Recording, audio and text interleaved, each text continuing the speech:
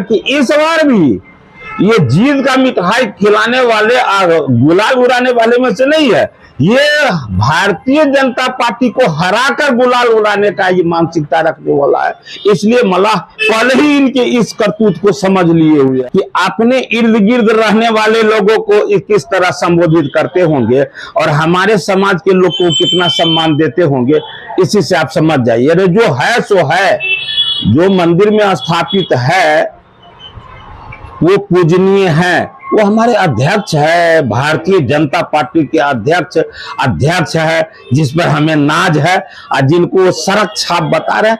इस तरह का भद्दा बात करना अच्छी बात नहीं है। वो दूसरा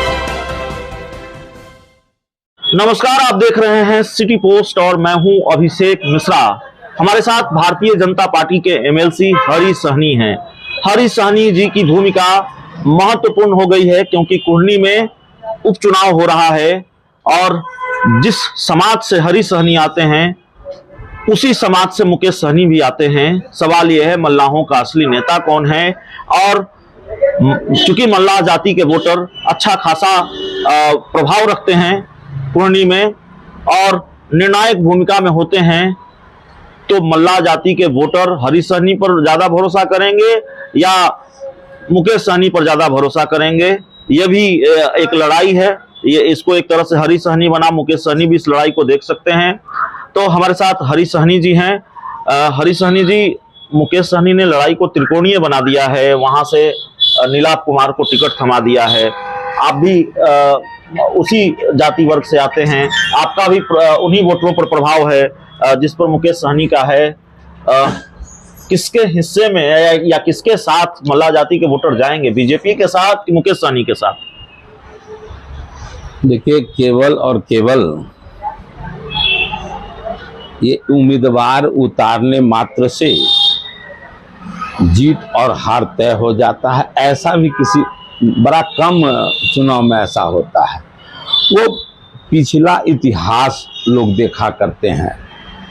तो भारतीय जनता पार्टी का क्या इतिहास रहा है, ये इस समाज को कितना सम्मान देने का काम किया है, पार्टी ये देख रही है। हमारे समाज के लोग कि जिस समय में हमारे भाई अर्जुन साहनी जी विधान पार्षद थे, फिर उसके बाद हमारे मुकेश सहनी जी आए तो पार्टी इन्हें अवसर दिया। वो पहले तो लोकसभा लड़े, फिर विधानसभा लड़े, दोनों हारे, तो फिर पार्टी हमारी उन्हें एमएलसी बनाया। एमएलसी बनाने के बाद फिर मंत्री बनाया, तो और उसके बाद फिर हरी सहनी को भी एमएलसी बनाया। या तो अपने आंख से हर समाज के लोग चाहते हैं हमारे समाज को सत्ता में भागीदारी मिले, तो पार्टी ये तो देख रही है।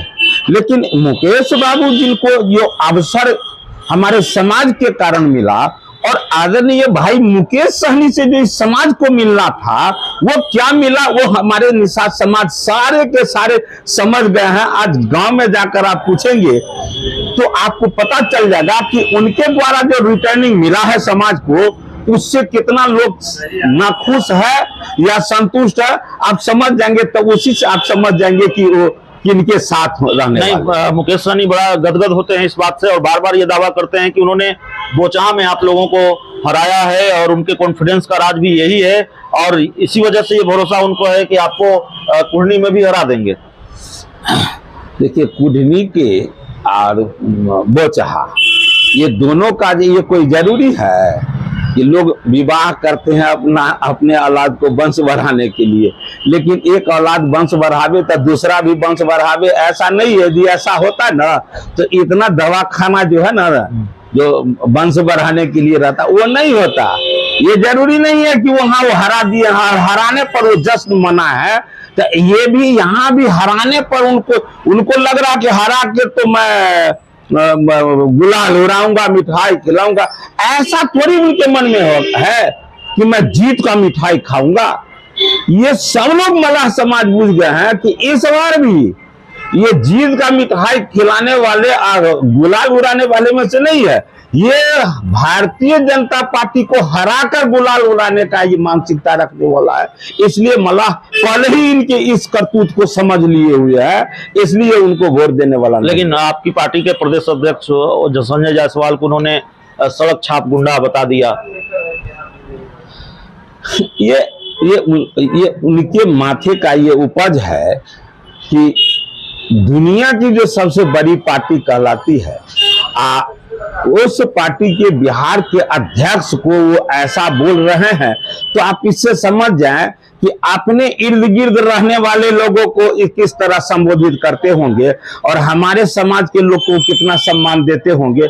इसी से आप समझ जाइए, अरे जो है सो है, जो मंदिर में स्थापित है वो पूजनीय है, वो हमारे अध्यक्ष है, भारतीय जनता पार्टी के अध्यक्ष है, जिस पर हमें नाज है। और जिनको वो सड़क छाप बता रहे हैं, इस तरह का भद्दा बात करना अच्छी बात नहीं है। वो दूसरे पर उंगली उठाते हैं। लोग एक उदाहरण देते हैं कि एक उंगली हम दूसरे पर उठाते हैं तो 4 उंगली मेरे तरफ मोड़ा हुआ होता है। यह पूरा इस कहानी में दिखाई देता है। एक आखिरी सवाल है हरीश सहनी जी, मुकेश सहनी को जनता दल यूनाइटेड की नीतीश कुमार की बी टीम क्यों बता रहे हैं आप लोग? क्या नहीं समझते हैं? नहीं, मुकेश सहनी को या उनकी पार्टी वीआईपी पार्टी को जेडीयू की बी टीम क्यों बता रहे हैं आप लोग? ये हम कहां बता रहे हैं, ये तो आम जनता कह रही है ना। अरे बी टीम ए टीम, वो तो आप रंग गुलाल उड़ा के उस समय में तो आप दर्शा दिए थे कि हम उसी रूप में रहने वाले में से है। आप यहाँ छोड़ दीजिए, आप जहाँ यूपीओ में चले गए थे, कहते हैं सनफ मला, और वहां भी मलाहे के बेटा के गेस्ट में हर जगह आप उम्मीदवार खड़ा किए। आपको लोकसभा बिहार में लड़ने का अवसर मिला, तो आप बिहार में भी एक मलाहे के बेटा के, जिनके गार्जियन को बिहार नहीं देश में आदरणीय कैप्टन जय नारायण निषाद को लोग जाना बिहार का मल्लाह है, उन्हीं के बेटा के अगेंस्ट में वो खड़ा कर दिए थे। अब तो हम लोग घूम रहे हैं, लोग कहते हैं अरे उनके ऊपर, उनके विचार के ऊपर रहते तो वो लोकसभा भी मेरा चला गया हुआ होता, हम दोनों लड़ते, तीसरा को लाभ मिल जाता। अब तो हम जब कुदनी में मैं भी घुमा हूं तो वहां तो लोग ये उदाहरण हम ही लोग को देते हैं। वो लोग तो इतना समझ में है उनको, वहां के स्थानीय लोगों को, तभी तो वो ऐसा उदाहरण देते हैं। तो चलिए, हमारे साथ हरीश सहनी जी थे, बीजेपी एमएलसी और कुढ़नी विधानसभा उपचुनाव को लेकर बातचीत। मुकेश सहनी ने जो कुढ़नी में खेल किया है उस पर बातचीत। इस पूरी रिपोर्ट में, इस पूरे इंटरव्यू में इतना ही। बहुत बहुत धन्यवाद।